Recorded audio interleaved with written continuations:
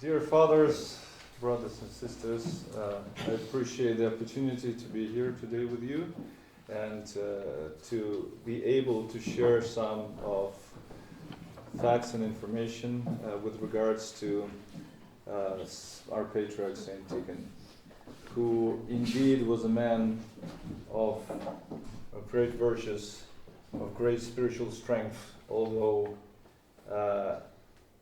externally he would not, at the initial, meeting with him, he would not look like a person that would be so strong and so resistant to the attempt to succumb the church to whatever ideas that were being implemented at that time. And that it's very remarkable that such a person appeared in the scene of the Russian Church when really he was needed the most, I guess. So I'll just start by going through some of the slides that I prepared for you, and then in the end, I guess, if anybody will have any certain type of questions, we can try and address them. So, as with every person, we'll start off by looking at the biography of the future patriarch. So if you can move on to the next slide. We know that Patriarch Tikhon, his name was Vasily when he was born. He was born on January 19th in 1865. In the small, well, you cannot really call it a town per se. It was more of even smaller than a town in Torpets, Klin, which was named Klin, in Torpets district in the Pskov region. And he was born into a family of a priest, Ioan Timofeyevich Belavin, and his mother, Anna Gavrilovna Belavina, which his father was a priest in generation, basically. So, and he already had two brothers at that time, Pavel Ivanovich Belavin and Ioan Ivanovich Belavin, who already were obviously his brothers, and being raised in the strict tradition, in the Christian tradition of Orthodox Russian Church. And through his childhood, Vasily was recognized as a very humble, as a very kind and thoughtful child. And then later on they had to move actually from Klin to a different, so his father was assigned to serve in a different church, and at that new place his younger brother Mikhail Ivanovich Belavin, he was born there. And it was quite remarkable to learn that unfortunately among all of the brothers, Vasily lived the longest, despite the whole turbulence that he had to go through. And there was an interesting story about his father having a dream in which he saw his mother, so Vasily's grandmother, in which she kind of was foretelling the father that he would die soon, and that amongst the children that he has, Vasily would have the brightest future, and that he will be like a shining beam of light, while the other brothers would not live long. And this is how it actually ended up being, with Pavel graduating from Pskov Theological Seminary and St. Petersburg Institute. He was a teacher of Latin, but he didn't live long. Similarly, Ioan Ivanovich Belavin was teaching the God's Law in Torpets parish school, and his younger brother, actually Michael, who was made to become his like a personal assistant and a librarian. He would accompany future Bishop Tikhon. He would also pass away quite young. So this would be the story, the short story of the family of Belavins. So if you can go on to the next page.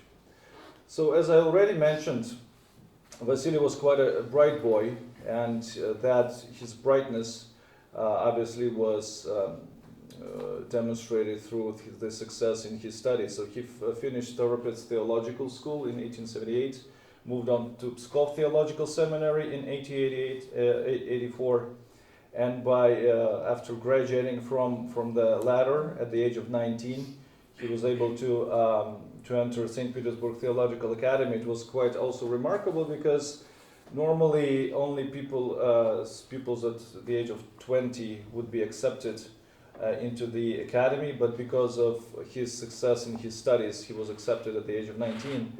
And as I already mentioned, that his friends, his fellow students would consider him to be a very kind and supportive and helpful person. There was a story in seminary because Vasily had a very nice fur coat, and because other children would not be in the possession of such an item and be a bit more poor than him, he would gladly share his fur coat with them in order so they can go somewhere and to make some things. And sometimes there would be confusion when his fellow students would be looking outside the window and seeing Vasily's fur coat, and they would ask, well, where is Vasily headed off to? And the guys would be saying, well, nowhere. There he sits in the corner, minding his own business. And the friends would then respond with saying something, well, this is remarkable. Vasily is here and his coat is walking on its own somewhere else. And by seeing his kindness, by seeing the way he is being quite open-hearted, he's being wise, meek, they would call him, by a playful nickname, Bishop in the seminary. And actually in academy, people started to calling him Patriarch, although Patriarch obviously has been abolished in 1721. So it was not common, and there was no reason for him to be called like that. And there was also an interesting situation in the academy when normally the academy library would be ran by students. So the students would elect a single person, and he would be considered a librarian, and that post would be held until the next election. And there was a bit of a conflict inside the academy, so the rector would dismiss the existing librarian, and the students would be really upset of it, because technically rector was not supposed to do this type of things. And when the rector selected Vasily for this role, basically they had to agree, because everybody had a great respect for Vasily. So if we can go to the next slide. So after graduation from the academy in 1888, he moved back to Pskov to work as a theological seminary as a teacher. He was teaching certain theological disciplines, and also the French language to the students.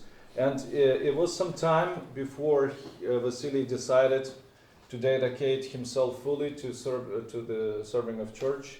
He spent at least 3 years considering the question. It's also was mentioned that he was in a relationship, but it didn't really work out. So after this, in 1891, he filed a request to be tonsured, and that what happened. He was tonsured and ordained in the Church of Three Hierarchs by Bishop Hermogen of Pskov and Pokrov. And it was quite an interesting situation. The church was situated on the second floor of the building, and because there were so many people who wanted to be involved and to witness this occasion, they had to bring special, like artificial columns to support the floor from underneath, so it would not collapse.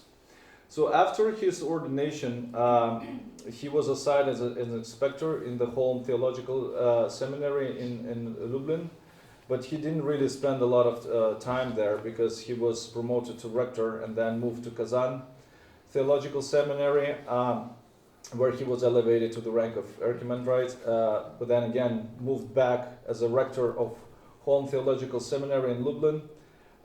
He was involved in construction of church of Saint Theodosius of Chernigov in there, and then after spending some time, he was ordained as Bishop of Lublin and appointed a vicar bishop to Archbishop Flavian. There was an interesting situation also, and that was coming later when Vladika was actually moved on to receive his own cathedra that one of the people that was kind of involved in the farewells, he said it was amazing. I was able to see a human bishop, human-like bishop for the first time in my life, meaning that the way that Vladika behaved, the way he would meet people, the way that he would address them would be not so common, I guess, coming from a person from such a high rank. And when Vladika was actually ordained as bishop, he said the following words: "Now I understand that the episcopacy is first and foremost not power, honor, and authority, but work, labor, and achievement. And the true life of a bishop is a constant dying from worries, labors, and sorrows." And these statements, these are his words during the sermon. Once he was ordained, these words basically became his banner throughout his following years of service. And this is how he acted on a daily basis. So if we can go to the next page. So after that, Vladika, there was a slight conflict with him being a vicar, because when he was a vicar, he had obviously to oversee some of the churches and some of the monasteries. And in one of the monastery, there was a situation where Mother Elizabeth, I believe was her name, there was some discrepancy between the documentation of the way everything was kind of looked after from the financial standpoint of view, and Vladika was able to find it out, to witness it, and there was a small conflict that kind of grew. And because everybody has their own support, Mother Elizabeth also had support in St. Petersburg. And the best thing that it was considered then to do in order to suppress the situation is to promote Vladika Tikhon to his own cathedral. So this is how from home he was moved as far as the North America, and this is how the page of his life, where the mission in America was carried out from 1898 to 1907. And Vladika, of course, coming to this diocese, was able to witness and experience a lot of different challenges. First of all, the Holy Synod stopped paying the support finances to the mission in America. So when Vladika came there, he didn't really have any extra money to be able to support his work. So he really had to try and find the funds and to overcome all of the burdens all by himself. And a man in his position, the first thing he actually does in the first year, he commits a missionary journey onto Alaska, the northern Alaska, from San Francisco, that took up approximately 78 days and covered 11,000 kilometers in distance. And he had to go by water, by ships, and then in kayaks, and to meet the flock, the Aleuts, the Indians, the Eskimos, who were living there, and the people there were living in great poverty, and they were also quite prone to various diseases and epidemics. And it was very interesting to learn that despite all of that, Vladika would try and visit every family, go into every hospital, even the places that were considered to be closed areas where no people would be allowed in order to avoid the transmission of the disease. He would still visit them, give them his blessing. He would perform there was a scene when, after traveling kayaks and reaching a certain village, the first thing that he did, he climbed almost a steep hill where the cemetery was based, and he would perform the prayer for the dead there, kind of commemorating the people that were living there, that were the relatives of the Christian Indians and Aleuts, etc. So he was greatly respected, and there's some key achievements that are listed here with regards to Vladika's efforts. So the number of parishes from 15 increased to 75. There was a quite significant event when several thousand of uniates immigrants from the Carpathian Ruthenia converted to Orthodoxy. Actually, the Church of the Holy Trinity in Chicago, that was built in 1903, became a part of Russian Orthodox Church, and hence it was listed as one of the churches that were basically kind of gained in the process. Vladika knew English very well, and he was engaged in the professional translation of Orthodox liturgical books, the service books, the prayer books, and also there was a very large body of work done in translating the Divine Orthodox services of the Orthodox Church into the English. And for that, actually, he received an honorary doctor of theology from the University of Wisconsin, because people considered this effort, this input, to be of great benefit in the spiritual development of the United States of America. He did suggest and receive the support in changing the status of the missionary, not from just the diocese to the exarchate of the Russian Church in North America. And the reason for that, because Vladika was actually a bishop for Christians, for Orthodox Christians with quite different backgrounds. It would not just be the Russian immigrants or immigrants from the Eastern Europe, but also there would be Greek, Syrian people, people from the Near East, and he was being quite cautious when he tried to approach the traditions that are already settled in certain parishes. He would not try and go with a single ruler and try to match that everything would be the same across the board, but he was even writing this in the letter, saying that we have to be very careful in respecting the way the Christianity, the Orthodoxy has been developing on this huge continent, and not to go in and try by implementing your own rules, try to destroy it. So there was a significant achievement in building St. Nicholas Cathedral in New York, which was finished in 1905, and from there on the cathedral, the Episcopal Cathedral from San Francisco, was moved to New York.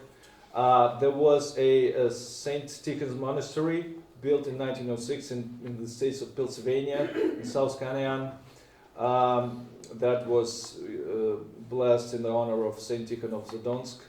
And also one of the very important events that took place in the Northern America was the first American Penn Council held in 1907.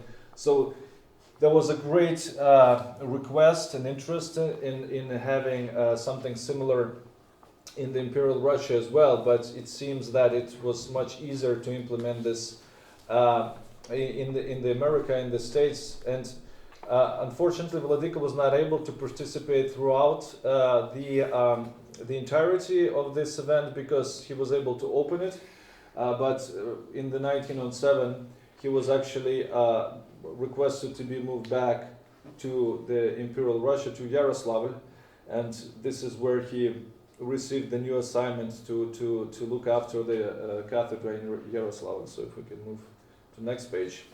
So Vladika spent 7 years in Yaroslavl, and that time of his life, although he did very specifically mention that the life in San Francisco specifically was basically one of the best years of his life in his serving, but the life in Yaroslavl was pretty calm as well. When he moved back, he was met in Yaroslavl by his great Bishop of Uglich, Eusebius Grozdov, and basically the entirety of the railway station where he was coming was filled up with people. So people already heard about Vladika Tikhon, and one thing I forgot to mention, that over in the United States, Vladika was elevated from the rank of bishop to archbishop. So everybody heard about the Vladika Tikhon, and people were, of course, desiring to meet him and to see him. And one of the things that Vladika did mention when he was greeted by people after the liturgy, he said, "I see that a great amount of you came today here not just because of your mere, interest or of some other reasons, but he is saying that I know that you came here in the first place because you have care and interest for your church and for the people that serve in it. So with regards to that, Vladika was trying to spare some time for everybody, especially considering teachers and professors, the people that would be reporting into him, that he would be looking after from the seminaries and places like that. So for that he was greatly respected as well. That he was trying to establish personal contacts with his basically friends and colleagues and people from the clergy. And there was quite an eventful moment as well during his service in Yaroslavl. There was a celebration of 300 celebration of the Romanos family, and for that reason the royal family and Tsar Nikolai II with his family visited the Yaroslavl in 1913. And Vladika, you can see in the image there that Vladika was greeting them. Vladika served, of course, the liturgy and said the words of blessing to the family. There was only one slight occasion during his service in Yaroslavl where that kind of casted a bit of a shadow in terms of his experience. There was a person by the name of Durnovo. He was a church publicist, and he was kind of trying. There was a situation where he had a friend who was archimandrite, and he was very interested in getting the place in Yaroslavl Cathedra, and it was the Vladika Tikhon who received it. So that friend of his, he was trying to do a small of a campaign in the newspaper, trying to make a scene, let's say, out of this, but eventually it all faded away. It turned into nothing. And one of the things that Vladika also was quite involved in while serving in Yaroslavl is that he would go about the diocese and into even the smallest towns, and he would visit the clergy and and their families, and he would personally ask about the situation in the family, how the children are being raised, what is the financial situation, and he would not neglect, the offer of some simple meal or a cup of tea. So, and there is a very funny story associated with that when Vladika was in the Pashikhonska wilderness, he went to this very small parish of a newly ordained priest and a young Matushka, his wife. And when they accepted, so they invited him over into their house, and after spending some time there, it was time for Vladika to move on. And as a tradition, normally when a guest leaves the house, at that time they would bring out a tray, a silver tray, with a shot of drink for the road, and that was considered to be obviously a common tradition. And Matushka, she was very worried, so the tray was obviously shaken, and she brought this shot to Vladika, saying, "Please don't disregard this." And Vladika, by taking, he obviously took it, started drinking, and he understood that he's drinking something very, very cheap in nature, so it wasn't really nice by taste. And Vladika said, out loud, basically, while thinking, "bitter." And in order to kind of understand the context, in Russian tradition, this is the word that is being shouted by the guests during the wedding. And when somebody says bitter, it means that the bride and the groom are meant to kiss each other. So by hearing that, the young Matushka almost dropped the tray and started running towards her husband, the young priest, and kissed him with all her heart. And everybody were astonished, even the Matushka, the father. And Vladika, by seeing that, he only smiled and said, "And this is how you should live the rest of your life." So there was no confusion whatsoever on his behalf. So you can understand the type of a person he was. And quite interestingly, that after the visit of the royal family and Tsar Nikolai, Vladika was actually moved from Yaroslavl into Vilnius, and he basically substituted the Archbishop Agafangel Preobrazhensky. And there was an interesting comment then later on made by Archpriest Alexander Rozdestvensky, who was an immigrant then after the revolution.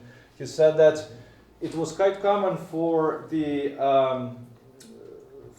government to try and rotate bishops because they would not like them to be kept in a single place for far too long, especially when people started to like them, because that means you have a person with influence in the area that if something happens, it's much more difficult to move him then further on. So Vladika was moved to Vilnius in 1914. And one of the greatest things that he did, only entering his cathedra, during the service, he said the words that, "I recognize the full difficulty of the episcopal ministry in this diverse and multi-ethnic region, and I ask you for your assistance in my ministry." So basically here, a man who is an archbishop, a man of certain power, already he has a quite strong name and people respect him, and the first thing that he does, he asks for help. So this is really shows the level of his development in terms of his spiritual development and how wise that person was. And unfortunately, Vladika was not able to serve in Vilnius for far too long because, you know, the beginning of the First World War, and because the front started moving closer to the region of the Baltics, Vladika had to basically evacuate. He also took the relics of Saint John, Antony, and Eustathius, the Vilnius martyrs, and he moved them to Moscow. So basically, after that, when moving to Moscow, Vladika also becomes a member of the Holy Synod, and he was also engaged in one situation there that he was able to resolve in a very efficient manner. That even Tsar Nicholas II wrote him a personal letter thanking him for it. There was a situation about the relics of the Holy Ioan of Tobolsk, and the bishop that was the ruling bishop in that period, because the Saint Ioan was not yet canonized, but they were trying to act as if he was already canonized. So there was a bit of a mix-up that ended up to be a significant scandal. So Vladika was able, with a mission to Tobolsk, to basically set everything in order, and by that he was greatly, yes, respected, even by receiving the letter from the Tsar. So we can move to next page, perhaps. So, but, you know, in that period, when Vladika was already in Moscow, certain activities and turbulations were afoot, and we know that the situation that in March, the Emperor Nicholas II, after the February Revolution, he had to basically pass on his power into the provisional government when he abdicated from the throne. And you can see one of the well-known paintings portraying him at the Dno station near Pskov, where the documents were signed. And hence, this is the way the new government, the republic, as they were hoping, would be developed.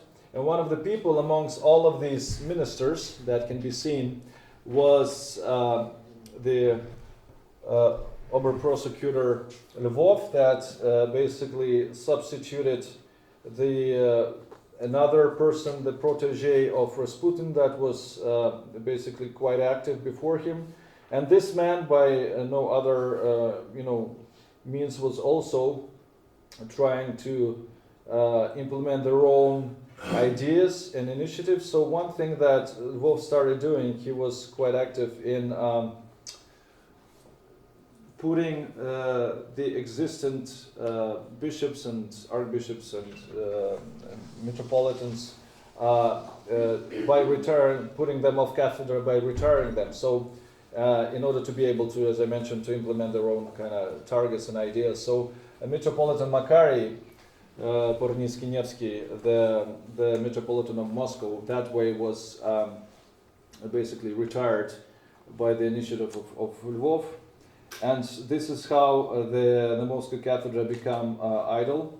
And after certain initiatives on the part of the Holy Synod, Vladika Tikhon was actually selected by a vote to become the new metropolitan. Well, he was the Archbishop of Moscow, and during also this process, the Holy Synod announced the beginning of the preparation for the local council that was long awaited for. And it was decided that the council would open in Moscow during the Feast of the Remission of the Mother of God, and before that, Archbishop Tikhon and Archbishop Benjamin of Petrograd, they were both elevated to the ranks of metropolitans. So we can move on to the next slide. So some of the dates are actually the dates from the old calendar, so don't get confused. So you can see the image, the way the Red Square looked on the opening day of All Russian Local Council. The bells were ringing all the time. There were processions with the holy icons, with the crosses, because it was considered to be a great event. A total of 564 members were elected to be, to become members of this council, and it included, apart the obvious members of the synod and the ruling bishops, also the abbots from Lavra, the abbots from the monasteries of Alam, Solovetsk, Sarov, and Optina, and actually some of the representatives. I believe there was a representative from the Romanian Orthodox Church as well there, and another person. I don't really currently remember exactly who that was. So the council obviously started their activity through a prayer. They visited the Lavros St. Sergius. They carried out a memorial service for the slain soldiers at the Moscow cemetery. And the situation was that during this, the first periods of the local council, the situation in the front became quite poor. There was significant losses in terms of the battles in the August and September. So the council actually came out with a statement, with a request, with a call to be praying for the events that are taking place in the front inside the country as well. So for the Feast of the Exaltation of the Holy Cross, they actually kind of introduced a 3-day penitential fast before the actual feast. So calling people to stop the inner bloodshed, to stop the division, and this was one of the worries as well, because as I already mentioned, people really wanted for this local council to happen because they felt that there was a lot of questions that were needed to be addressed. And there was like a lot of initiatives that people wanted to implement within the church. And one of the worry was that because all of the revolutionary ideas that were filling basically the environment, that this type of ideas would also penetrate within the church, and that instead of the constructive council, people will have a constant division and basically, situations when one group of people is trying to implement their own ideas versus the other people. And yes, on the plenary session in October, Bishop Mitrofan of Astrakhan basically announced the main event of the local council, which initially was not the main event, but throughout the first months it became very apparent that the main question that should be addressed and should be resolved is the re-establishment of the patriarchate in the Russian Church. So next slide, please. So there is, before the actual selection and the votes, after it was considered a necessity, after it was decided that yes, we have to reestablish the patriarchate, the military activity already started in Moscow. So Petrograd has fallen, the provisional government was arrested, and there was a siege of Kremlin. And after the siege has fallen and the units that were inside there capitulated, the whole procession with Metropolitan Tikhon tried to access the churches within the Kremlin just to assess the amount of damage that has been carried out, because they were, during the fighting, the opposite sides used artillery, so there were barrages, and obviously churches have been damaged. So by trying to enter into the territory of Kremlin, initially they were rejected access. So they basically tried to kind of justify the reason for enter, and upon initial rejection, one of the guards said, well, let us let them in, and then we'll have the reason to shoot them. So basically they were trying to make it as a joke. So eventually they were denied access from one gate, but they were able to, at the Nikolsky gate, but they were able to gain access from Spassky gate. And they were able to assess the condition of the St. Basil's Cathedral, the Dormition Cathedral, and the Church of the Holy 12 Apostles. And there were significant damage down to the latter. There was a black hole gap on the domes of the Dormition Cathedral, and obviously the St. Basil had all the windows shattered, etc. And of course, in the places where the shells were able to penetrate inside into the building, there were a significant amount of damage made there. So after assessing this and continuing the work, on November the 5th of the 8th or the 18th, depending on the way you look at it, there was a vote carried out, and the idea behind the voting system was such that every member writes 3 names on the obviously the piece of paper, and the 3 of them who got the most of the votes then are being selected by a chance. So their names are being written separately. They put into the special wooden box, and this is basically how it ended up happening. 3 of the candidates, Archbishop Anthony Kropovitsky, Archbishop Arseniy Stadnitsky, and Metropolitan Tikhon were selected as the first 3 candidates. And then on the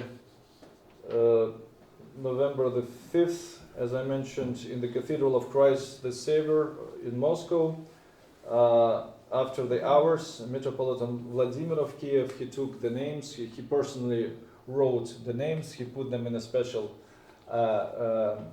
relic box, put them before the icon of, the Vladimir icon of Holy Theotokos, and during the liturgy actually it wasn't the original one, the original icon was brought from the Dormition Cathedral, and before it that box was kept, it was sealed as well, and after the liturgy, Metropolitan Vladimir opened it up, and he gave the honor of taking out the vote to Hermon Galaxy, and that was a hermit from the Sima Hermitage. So he was basically dressed in his full garments in mantilla, and after praying before the miraculous icon, he took out one of the papers on which the name of Archbishop Tikhon was written, and hence new Patriarch of Moscow and all Russia was elected, since 1721. And here you can see an image of Archbishop Anthony Khapovitsky, who would later become the first leader of the Russian Orthodox Church outside Russia.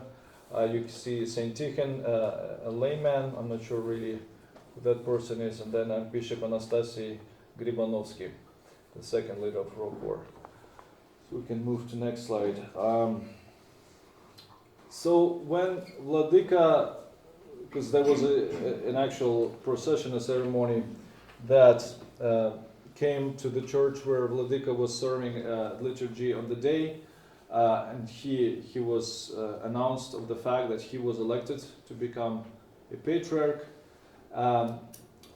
and basically during his sermon he said that your election of me as a patriarch is for me the scroll on which was written weeping and groaning and woe, and which scroll the prophet had to eat. How many tears and groans will I have to swallow in my patriarchal service ahead of me, and especially in these difficult times? And true indeed, from the fact that Vladika died at the age of 59 only, and that from his face he was looking like a fairly old man at such a young age. You can definitely acknowledge the fact that how many tears indeed he had to shed, and how much pain and suffering he had to endure for what he was to witness down the line. So on the feast of the entry of the Most Holy Theotokos into temple in the Kremlin's Dormition Cathedral, which you can see in the image, Vladika was made a patriarch, and in his opening words, as his first words as a patriarch, he said that perhaps the gift of the patriarchate, which those stronger and more worthily than ourselves could not see, serves as an indication of God's mercy towards our weakness, our spiritual poverty. So Vladika understood, and now the patriarch understood, that this election of him is not just some blessing because he's such a great person and that he's such a spiritually developed person, but he understood that the country and the church is indeed in such a dear and weak state that God is trying to promote every help and support that he sees fit in order to overcome this challenge, this tragedy that is happening within the world and within the country itself. So next page. So from there on, an entire sequence of very serious events, historical events, started to unfold that in general can be probably called like the church and the state relationship. And I try to break it down, this entire historical period, in certain fragments, and to highlight perhaps the most obvious ones, because it is quite difficult to put such a significant amount of information and events into a single presentation, but nevertheless we'll try to highlight some of the main points. So between the 1917 and 18, and I will talk about these sections individually, but just to give you a brief idea in the first place, one of the main events was the decree of separation of the Russian Orthodox Church from the state that was pronounced by the Soviet state, and that had a very significant impact for the church, as we will see. Between the 1919 and 1920, there was a decree of uncovering the holy relics and the closure of monasteries that also had a significant impact. There was a famine and confiscation of church valuables between 1921 and 22, and we have to also remember that during these periods there was also a civil war ongoing within Russia.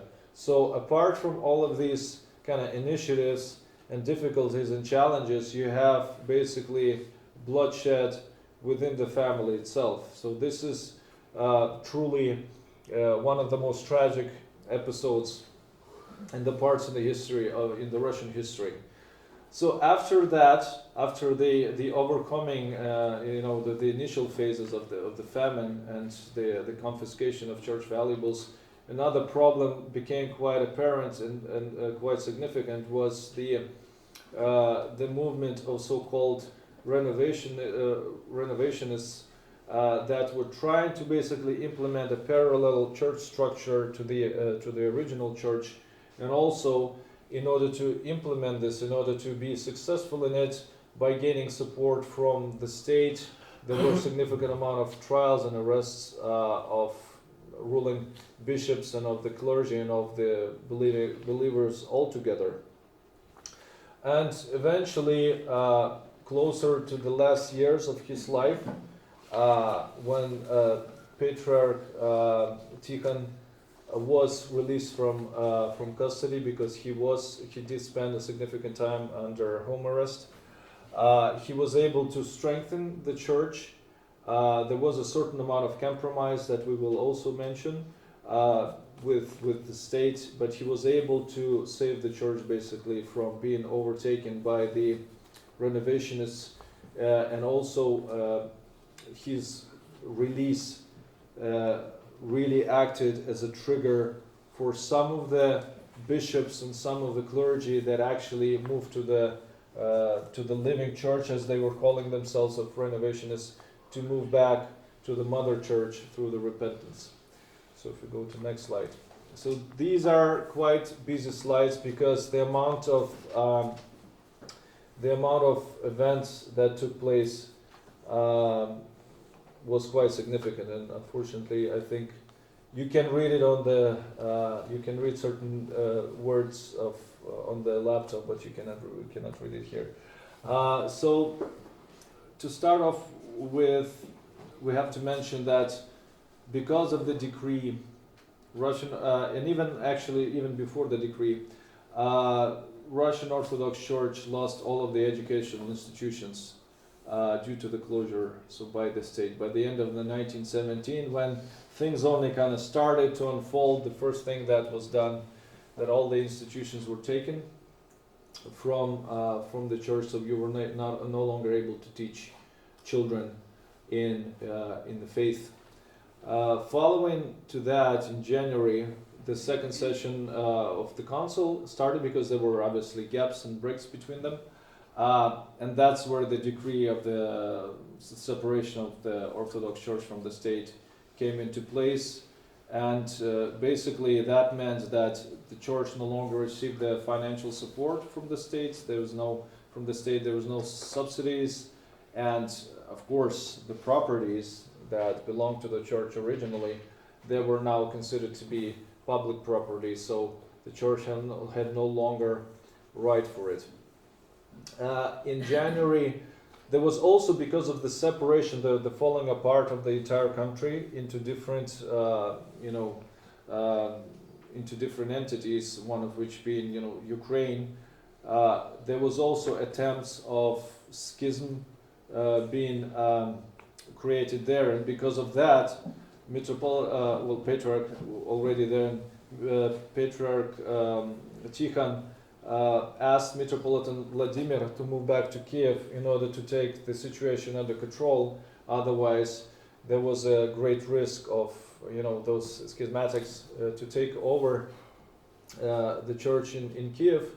And while he was able to do that before January, the Red Army had entered Kiev, and on the same day, as we know, Metropolitan Vladimir, he was first arrested, moved out not far from the town, from the city, and then he was basically murdered there in cold blood. And in order to be able to take the situation under control with everything unfolding, and I'm talking about the civil war, the Bolsheviks, of course, they had to get some resources from somewhere, and it is very difficult to be fighting the civil war and be fighting the World War on two fronts at the same time when the empire is actually being collapsed. So one thing that they did was the signing of the Brest-Litovsk peace treaty with Germany, due to which the country has lost such territories like Poland, Finland, all of the Baltic region, with Lithuania, part of Belarus, Ukraine, Crimea, Georgia, and some of the cities like Batumi, Kars, and Ardahan. And also there were certain financial implications as well. But actually, the words that are listed here are the words of Patriarch, who actually said that this peace treaty is not a reason to be celebrating, addressing the Russian flock, but he was saying that this is rather a reason to pray and to cry because of the outcomes of all of that. This is by no means a victory for us, by no means. And apart from this event, so the council obviously had to respond to these events in one way or another, and there was a resolution which called on measures necessitated by the ongoing persecution of the Orthodox Church, which meant that basically there was a ruling to include certain prayers during the service going forward for the church, for the persecuted church, and then there was also an annual commemoration prayer was told to be held in the name of those that have been persecuted by the state.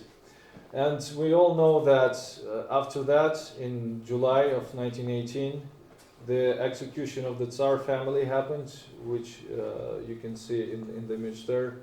And the way it was introduced into the public, the state did not tell that the entire family has been murdered. They only mentioned that Tsar Nikolai II was shot. And even that alone, of course, was such a tremendous news to not only the Russian church, not only to Russian people, but the entire world as well.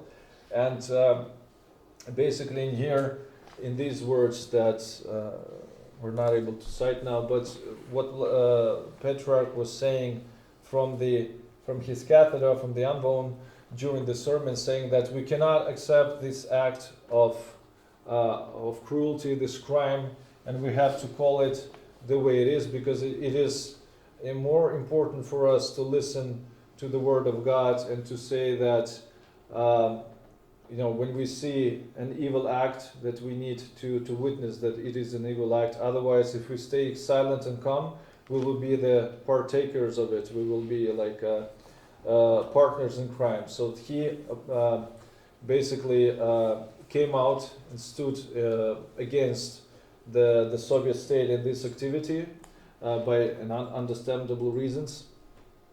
And eventually that of course drew attention from initially drew attention from the state, and then afterwards when Vladika Patriarch Tikhon sent a message to the Council of Peoples of Commissars when they were commemorating the anniversary of the revolution, basically when they overtook the power. He was asking them the questions, consider what you have promised to people and compare it with what you're giving to them in the real life. You told them that you would give them a bread, but you gave them a stone, and etc. So he was saying that either fulfill your promises and stop this meaningless bloodshed, or obviously, we have to come out and to witness against your unprecedented cruelty. And after this message, Vladika was arrested. Saint Tikhon was arrested for the first time. So we can go to the next page. Okay, so moving forward,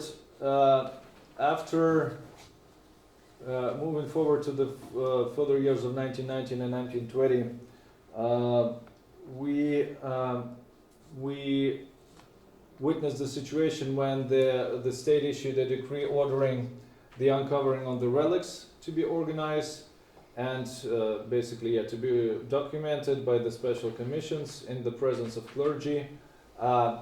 And of course, it was understandable that this is another attempt to push the church, the believers, into protecting their relics, their valuables, and using this as a pretext to putting more pressure on performing more arrests, basically making church to yield to this to the new state. And of course, Saint Tikhon had to respond in this case as well.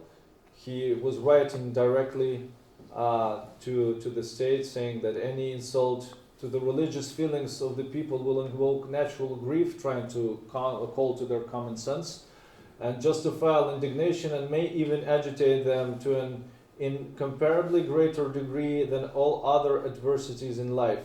The uncovering of relics obliges us to stand in defense of the desecrated shrine. So basically, Patriarch was trying to reason with the state, saying that by doing so, you're actually promoting violence and mischief and people standing against you rather than supporting you. But of course, the state didn't really take into consideration his calling. Patriarch did try to also send a decree to bishops that kind of encouraged them to assess the relics before the actual commission, try to hide some of them, etc. But in certain places it was not really possible to do that without certain danger, because everything was really kept a close eye on, and by doing so people can just ended up getting arrested. And in similar fashion, these words were addressed when the state declared that they want to open up the relics of Saint Sergius of Radonish, but as I mentioned, they didn't really pay attention to it, so they still do it in any way. And in this image, you can see the uncovering of relics of Saint Seraphim of Sarov that were actually kept then that were later found. They were kept away, and then they were later found by also almost like a miraculous way. There was in July, so in the summer of 1919, there was an assassination attempt on Patriarch Tikhon after the service, when he was accompanied by his clergy. One woman from the crowd came out with a knife, and she tried to, she stabbed him on his side. And initially, of course, everybody were quite shocked and were afraid that there was a significant deal of damage done to Patriarch, but it was actually a flesh wound, so Patriarch recovered from it quite swiftly. And the lady was, yes, obviously one of the followers of the revolutionary idea, so she was from the Bolsheviks background and running the ideology. So this is obviously why she tried, because Patriarch Tikhon was considered to be like one of the greatest threats by the state, because of the great support that he was receiving from the people, despite the propaganda and the atheistic initiatives that were, as we can see, were being implemented by the state. So later on, Vladika was called, yes, for the interrogation at the extraordinary commission, and upon his replies, one thing, he was questioned by a person called by the surname Latsis, the serviceman, and when he was questioned, Vladika said that my attitude towards the Soviet government is exactly the same as that set out in the message to the people's commissars on the occasion of the first anniversary of the October Revolution, and can only be changed if the government itself changes its attitude towards the church. So we see that Patriarch was not trying to escalate the situation, he was not trying to make it worse, he was just saying that we are willing to be supporting the government in the case if the government is actually acting with respect and supports church as well at the same time. And then following by the arrest of the Patriarch and by keeping him away from the public, in 1920 there was great deal of monasteries that started to be closed.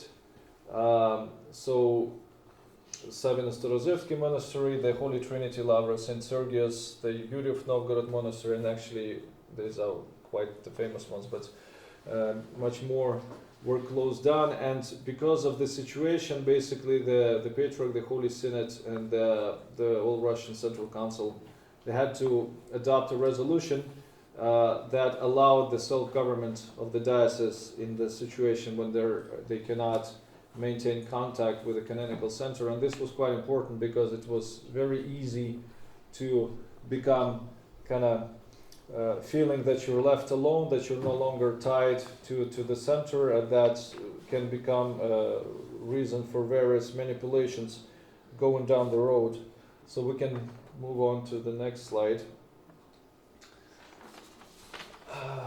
And if things seem to be quite bad up to this stage with the civil war, with the church persecution, in the summer of 1921, because of the very serious drought in the Volga region, entire regions like in Urals, the Caucasus Crimea, and the southern Ukraine, famine broke out there, and eventually it impacted over 34 Russian provinces, and the extent was so significant that around 20 million people were actually suffering from the famine. Around 2 million people have died of it, and there was, because of that, there was approximately 1 million children that left orphans because of that. And people who were able to witness that moment in history were saying that it was such a heartbreaking scene that you would be coming into villages that will be completely empty, and you will be seeing processions when people were trying to leave with whatever belongs. They would have to try and move to the provinces where there were no famine, and people would die along the road, and the entirety of the roadside would be basically covered with bodies. So this is something that you don't of course see in a normal life, and can just neglect it. And by seeing the situation, of course, Patriarch Tikhon, as a head of church, did not want to remain silent. He called out for help, and he would basically reach out to the entire world, asking for support. He obviously addressed the Pope of Rome. He addressed the Bishop of Canterbury, the head of English Church, and different world leaders. And of course, the entire world did respond. There was a great deal of support, and in terms of money and food being sent. And in order to implement this, there was so-called Pomgol committee created, who was chaired by a patriarch, that was kind of initiated also through the help of Kalinin and Maxim Gorky, one of the famous writers of that period. But seeing this initiative, the state decided to take over. So basically Pomgol was abolished, and a different committee, it was replaced by the State Central Commission for Aid to the Starving. And basically all of the provision that was received, it was confiscated. Here you can see an old picture that states the support from Lithuania to the starving people of Russia.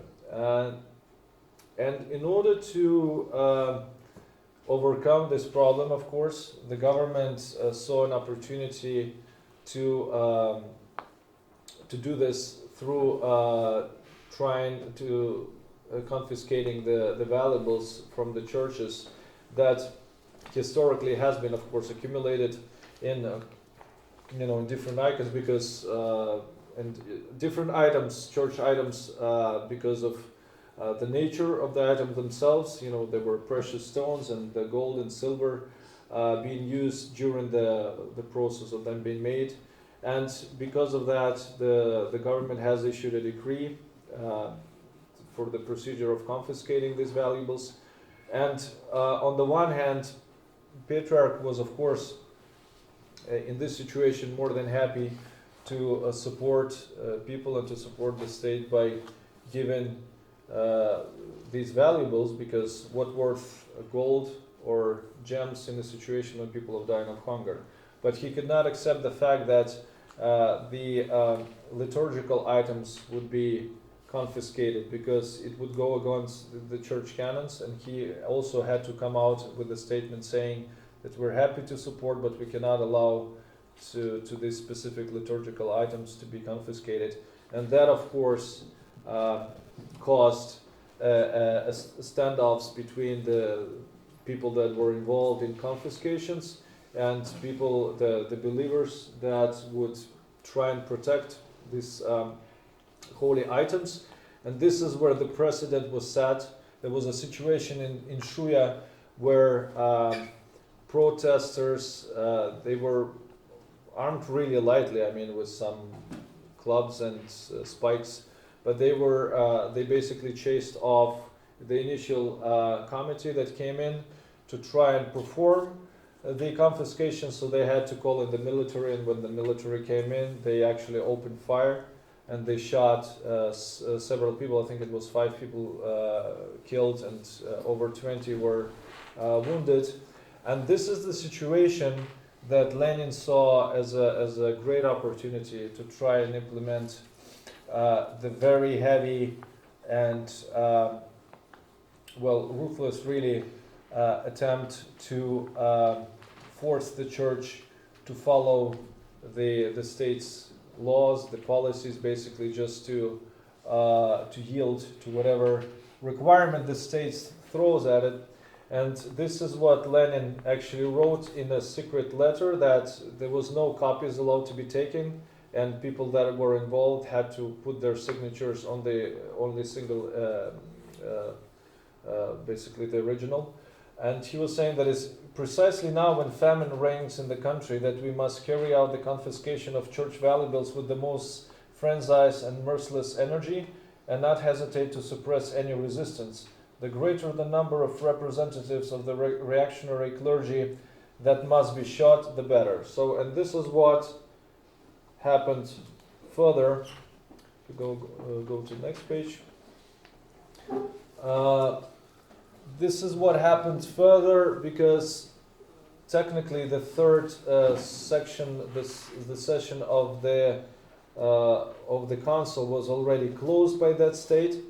And the government tried to use the precedent in Shuya to start different trials across the country. It's been in Moscow and also in Petrograd, where they tried to carry out as many death sentences as possible. So in April, there was so-called the Polytechnic Museum trial, where 20 Moscow priests and 34 laymen were put on trial.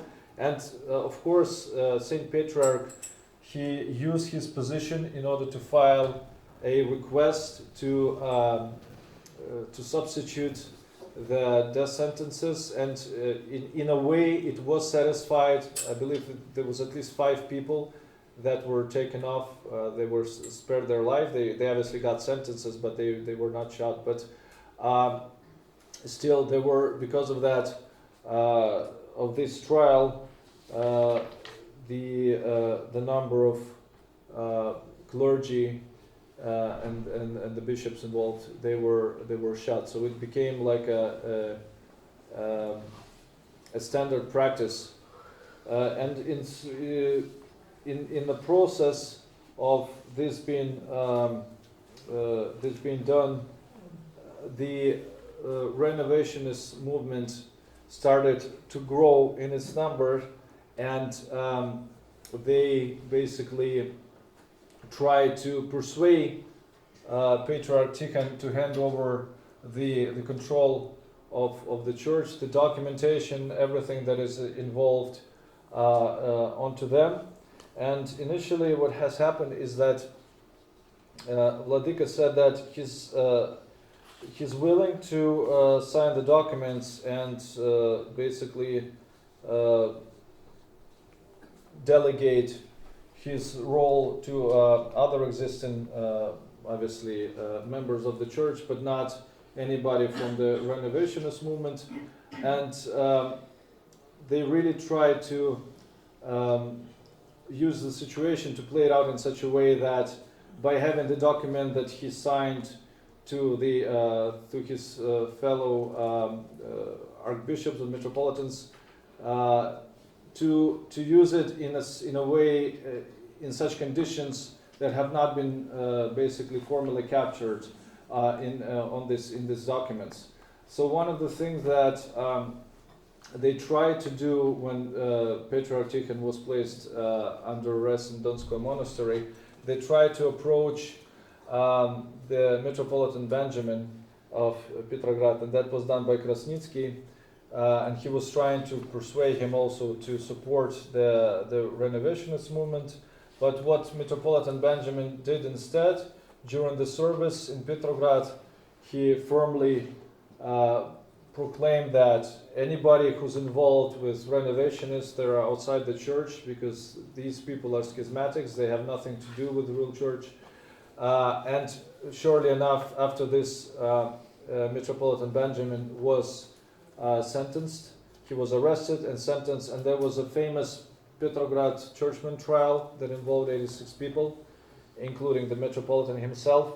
And we know the outcome of that was kind of carried out deliberately. That was like a demonstrative trial to show that if you come forth against the state, if you will try to oppose the ideas that we try to implement, this is what you're going to face. And we know that Metropolitan Benjamin was executed. He was shot because of his stance. The last thing that he did, he returned his white klobuk, and he said that I'm returning through the person he was given to. He said, please tell that I'm returning it undefiled. So I'm returning it as white as I received it, basically, saying, obviously talking about his conscience. At the same time, when the trial was ongoing, there was an attempt to try and take control over the renovationist movement by signing the Memorandum of Three. So Bishop Sergius of Vladimir, Evdokim of Nizhny Novgorod, and Serafim of Kostroma, they kind of signed the document confirming the legitimacy of the renovationist movement. And the idea was that because they were quite high-ranking bishops, that they would be able to take control of this movement and to try to stir it to the right direction. But eventually, both of them, the Sergius and Serafim, I believe, they were able to understand that it was quite a great mistake on their behalf, because they gave a reason for people within the church that were stayed with Patriarch, and the people that maybe were, for certain reasons, moved to renovationists, to basically continue spreading the arguments, continue spreading the division. And of course, some people might have been tempted by it and actually joined also the renovationist movement. But as I said already before, that the two of the hierarchs there, they did repent after it and rejoined the church. What has happened in the process, that because of the support from the state, the renovationists were able to form, of course, their like a branch of church hierarchy. They gained control of great deal of churches, and actually out of the, I believe it was 74 or 76 bishops at the time, more than half of them actually joined the renovationist movement, because that was the way things were evolving. And one thing that they attempted of doing, the renovationists, they tried to hold the All Russian Congress well, they did hold the All Russian Congress of White Clergy, and then they tried and actually ran the second All Russian Local Council, by which they were trying to basically retire Saint Tikhon. They basically made a statement during that council that the Patriarch has betrayed the gospel and the canonical teaching of the Church because of his anti-revolutionary activity, etc., etc., and that because of that he basically been stripped of his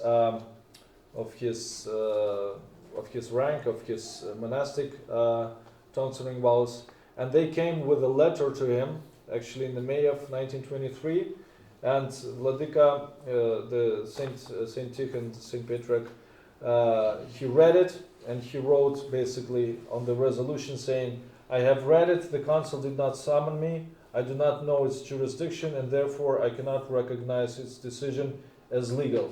Patriarch Tikhon Vasily Belavin, April 25, 1923. So we see that despite the situation, he was standing firm and was not willing, of course, to submit to this group of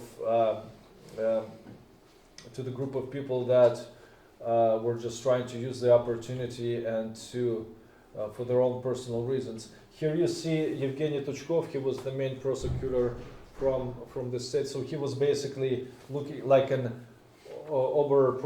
prosecutor in the Russian Empire. He would be taking care of the matters, everything related to the church, and he would be, of course, putting a lot of pressure on Patriarch when trying to implement the ideas associated with the changes within the church. And in here you can see that Vedensky. Vedensky was the so-called former, the new patriarch from the Renovationists. He was one of the leaders of the movement initially, but he was, of course, he was an archpriest at the time before the whole revolution started in the first place. So we can move to the next page. And because seeing the situation, as I mentioned, because seeing how the great deal of bishops actually given up, submitting to the Renovationist movement, and after for a significant amount of time spent in the GPU prison, Patriarch Tikhon decided that he will come to a certain compromise with the state in order to be able to help the church. So basically he was charged with certain crimes, as the state stated it, that he was basically going against the state by his messages, by his in his speeches that he was given, and he had to admit it, accept it, and he had to write a petition saying that from now on I'm no longer an enemy of Soviet state. I finally and decisively dissociated myself from both the foreign and domestic monarchists, White Guard counter-revolutions.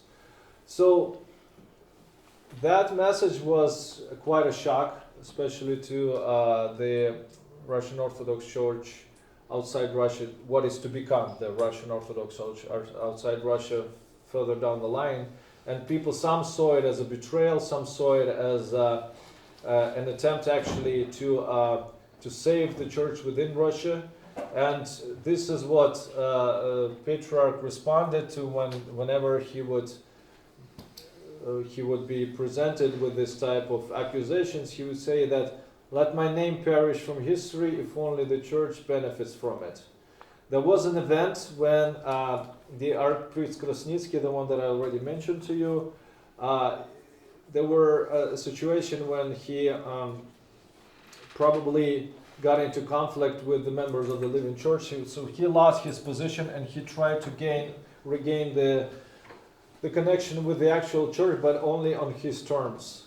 And while initially Patriarch Tikhon, there were meetings and councils, kind of small councils being held because of that, one of the released bishops saw Patriarch, and he said, "Please,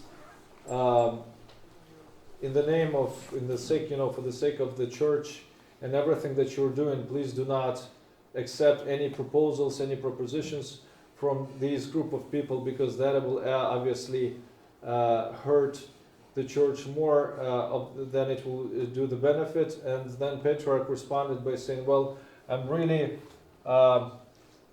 suffering, really worried about the situation in which our church and both the clergy are ending up, and you can see yourself what is happening." And then the bishop mentioned that, well, the only thing that we're good for nowadays is to actually be spending time in prison. So basically saying that you should not consider these things with regards to ourselves, but rather just be thinking about the church. And this is what Saint Tikhon actually wrote then in one of the letters, confirming that all of those negotiations, all of those initiatives, they were broken. The terms of Krasnitsky were rejected, and Patriarch wrote that, "Please believe that I will not make agreements and concessions that will lead to the loss of the purity and strength of orthodoxy." But after this letter, the initial letter, he was released from custody. The guards were removed from Donskoy Monastery, and the first thing that Saint Tikhon did, on the same day he was released, he went to the cemetery where Saint Alexei Michov of Moscow was buried on the same day. And of course, when people saw their patriarch, they were very happy. And the first liturgy that when he served, the entirety of the church was full, and even outside there was no space for people to be standing. So seeing that, how much support Saint Tikhon was receiving from the flock, and also upon the release, a great mass of clergy started returning from the renovationist schism to the church. And also you can see in here Metropolitan Sergei, who initially signed that letter of 3, the memorandum. He had to publicly confess, and during the confession he received his garments back from Saint Tikhon. And there was an interesting, very touching moment when after the Metropolitan Sergei was fully restored in his rank, Saint Tikhon would take him by the beard and ask him, "So, you old fool, you also wanted to abandon me?" And of course, that was very touching, that they could not hold their tears, and they kind of comforted each other. And of course, that was had a great rejoicement for people to see such a reunion and the church coming in strength. So the next slide. And of course, as with everything in our life, the life of Saint Patriarch Tikhon came to an end. He was really sick in the last year. It was even difficult for him to stand during the service. But although he was in the hospital, he would still come on Sundays to serve. And basically, the last liturgy that he served was actually the Palm Sunday. And it seemed that Patriarch already knew that it was his last service, but the way he was serving it, he was very focused, very calm, and people noted that. There were, because he was in the clinic, there was, I think, an operation, tooth extraction, and he received a shot of morphine before. And on the day as well, as he was in that hospital, he asked for another shot, and he was very weak. He went for a sleep, and then when he woke up, it was 11:45 when he asked for the time, which time it is. And when he was told which time it is, he made an attempt to make a holy sign cross saying, "Glory to thee, O God, glory to thee." And on the third time, he was not able to finish it because he has passed into eternity. And that happened, as we know, on the 7th of April, the 25th of March, during the feast of the Annunciation of the Holy Theotokos. And that, of course, event itself, the funerals of the Patriarch, held a great amount of people. It is told that approximately 300,000 people came to his funeral. There was a non-stop coming of people, and when eventually the panihida was served and the coffin had to be moved from one place to another, deliberately people were asked not to move, not to try and make attempt to like follow the procession or anything, because a single event could cause a disaster of such a magnitude that if people start falling on each other, etc., that instead of a glorious witnessing of a holy man passing into the eternity, it would be just another tragic moment. So, and people, for the entirety of the service and the entirety of the burial procession and ceremony, everybody were standing firm, nobody moved anywhere. And it is also known that our Vladika, if you move to the next slide, was canonized in 1989 in October in Rokor. It happened a bit earlier, several years. And then, again, very miraculously, his relics were found in 1992 in Donskoy Monastery. There is a story about it written by Tikhon of Moscow, he was not obviously a metropolitan at that time. He was archimandrite, I think, in the books of unholy saints, Nesvety Svety. I don't know if you have read the book. So there was actually a tomb within the tomb, because initially when they started looking for his grave and they were able to find the marking that Patriarch Tikhon rests there, when they opened it up, it was completely empty, so they thought that the relics were actually destroyed by the Soviet government, but it was actually hidden slightly deeper and on the side, so there was a great deal of rejoicing, of course, when the relics were uncovered and people got the opportunity to pray to their Patriarch. So this, I believe, brings us to the end of this presentation. It took a while, sorry, but it's just the amount of information. I probably have left a great deal outside with regards to the names that people were executed and the names of people that played a significant role throughout this period.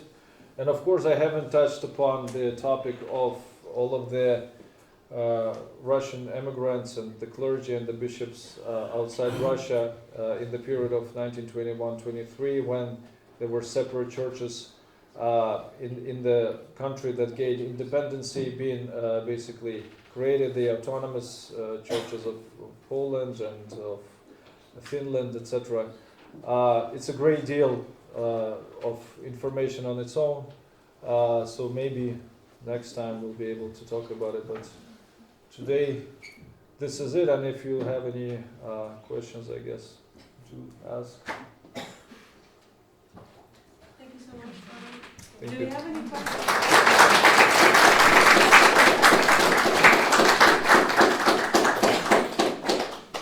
I have a question. So I only know a little bit about the so-called living church.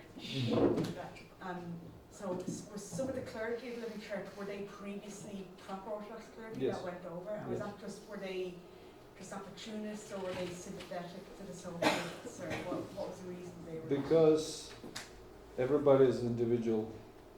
There were many different reasons for doing that. Some, of course, people were just opportunists, and they were seeing it as an opportunity to maybe go higher in rank, to get a better position. But some people were really confused with the entire situation. Like, what do you do? Like, and because when you have the division in amongst the bishops as well, you don't know whom you have to really to listen to, especially if the people that you have been with for a long time give you a certain amount of justification, valid from their standpoint of view, why we should be joining. Otherwise there will be no church whatsoever. So it's really easy to go and start blaming somebody from the perspective of history where we are now, but it is really difficult to try and put yourself in somebody's shoes and try and see with their eyes with regards to everything that was happening. Yes, we know that the living church were schismatics. Yes, we know that it was not right to be following them, but to be judgmental, I guess, and to kind of give certain verdicts with regards to specific people, that requires a really, really deep studying of the topic. So. Any other questions? I have a question. Yes. So you mentioned that Saint Tikhon was the first patriarch of Russia in over 200 years. Yes. So what was the history of patriarchy in the patriarchate of Russia over that period before Saint Tikhon? So how did that came about, and why was there no patriarch before that? Well, because this it's of course a very broad question, and there's like certain courses in university that cover that topic. But to be put simply, when you have a strong leader in the country, he tries to control everything, and church is also one of the things that he tries to control. We have been seeing it throughout the history, right? So when Peter the First, who became the emperor, who made Russia an empire, and truly so, he was a very charismatic and very strong person from that perspective. And he decided that the church doesn't need a patriarch, because when you have a patriarch, you have you have an individual that can lead, and that he can have an opinion, and he can have an opinion quite strong that people will listen to him, and that way he becomes a political figure all of a sudden. Although he's a spiritual leader, but from the emperor's standpoint of view, he can be an opposition, and I don't need an opposition. So that way I will abolish the patriarchate. I will keep the church, but I will keep it as a part of the state. And that way I will have control over everything. And it's a good question why throughout all of these years, nobody of the following emperors were trying to reestablish the patriarchate, because it's going about the canons of the church. Nobody can be the head of the church apart the actual patriarch. So a layman cannot be the head of the church, which emperor was for a fact. Why was that a case? Well, I guess it's a difficult political question. Maybe Father Michael can answer that question. Yes, but in general, yes, it's the way. It took a revolution to re-implement the patriarchate within Russia, so it must mean that it was a quite difficult and important question, So I don't know whether that answers or not. Any other questions? Can I ask, when Soviets were uncovering the relics of the saints in the start of the persecution, what did they actually do with them? Is it to destroy them? No, so the idea was to compromise that, to show people that, look, it's just a pile of bones, and there's nothing special about it. They would not necessarily destroy it. As I mentioned, for example, the relics of Saint Seraphim of Sarov, they were kept, they were found accidentally, but they were kept. They were kept basically like in a museum, and you have like this, everything would be documented. Well, most of things would be documented. Of course, there were instances when people would deliberately try and destroy the relics because of the personal hatred or some sort of position. But in general, it wasn't really like just an idea of just destroying everything. It's more rather try to ridicule the church, to say like You see, everything you've been told is a lie, and Mm. there's nothing really here to worship. Mm. Not understanding the principle. It's not about saying that if the relic has to be like a fully preserved body, that it's not about that. The whole idea is not about that. So this is basically, as far as I understand.